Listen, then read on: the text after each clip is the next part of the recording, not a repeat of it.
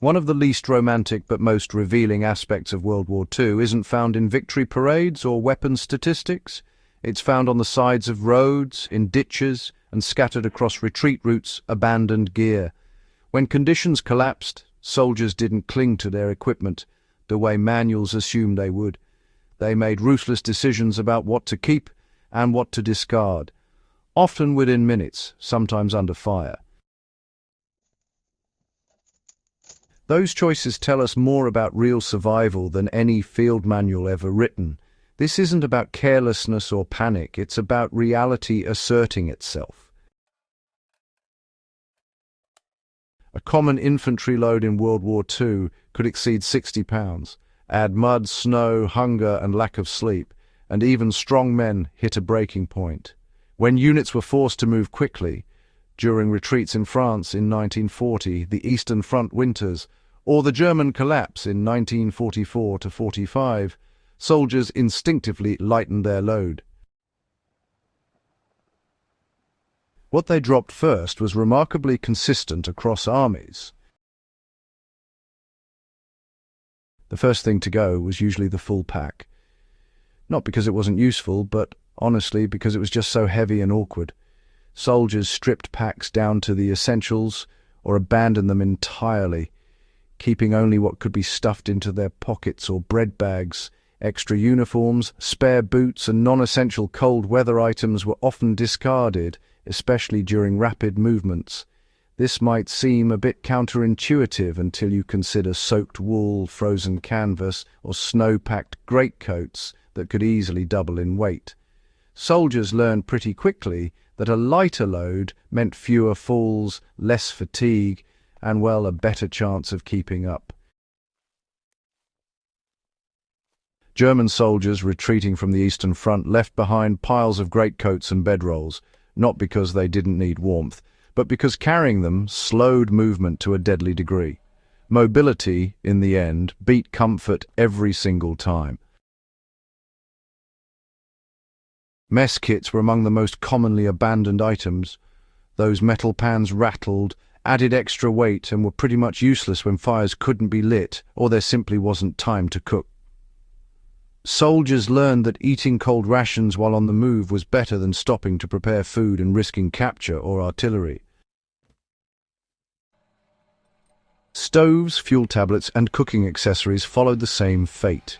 In theory, hot meals mattered. In practice, speed and concealment mattered more. Letters, books, extra toiletries, shaving kits, and sentimental items were often abandoned under pressure. This wasn't emotional detachment, it was necessity.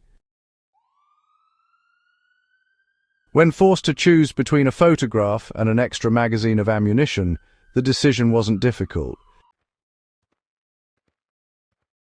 Diaries recovered after battles frequently mention regret about discarded personal items, but almost never regret about discarded gear. Survival clarified priorities with brutal efficiency. Entrenching tools, wire cutters, and specialty engineering equipment were sometimes left behind by infantry units on the move, not because they were useless in general, but because they were situational. If you weren't digging in or breaching obstacles right now, carrying the tool made no sense. This is a key lesson that repeats throughout history. Tools designed for specific scenarios are liabilities when conditions change rapidly. Contrary to popular belief, soldiers rarely abandoned their primary weapon unless they were wounded or, completely overwhelmed. What they did abandon were accessories, spare barrels, extra optics, bipods, and sometimes even bayonets were discarded just to save weight. Military doctrine assumed orderly movement, predictable supply, and time to use equipment as designed. But, World War II destroyed those assumptions. Front lines moved faster than resupply, weather ignored schedules, enemy pressure forced constant adaptation. The men who survived longest weren't the ones who followed the packing list most faithfully. They were the ones who understood what they actually used day after day, and what only mattered on paper. The lesson isn't that equipment is useless, it's that unnecessary equipment becomes dangerous under stress. World War II soldiers didn't abandon gear because they were undisciplined. They abandoned it because survival demanded speed, endurance, and clarity. Skills replaced tools when tools failed. Navigation mattered more than gadgets. Physical conditioning mattered more than comfort items. Judgment mattered more than loadouts. If there's one consistent historical truth, it's this. When situations deteriorate, humans revert to fundamentals. Everything else gets left behind on the road. World War II didn't just reshape borders.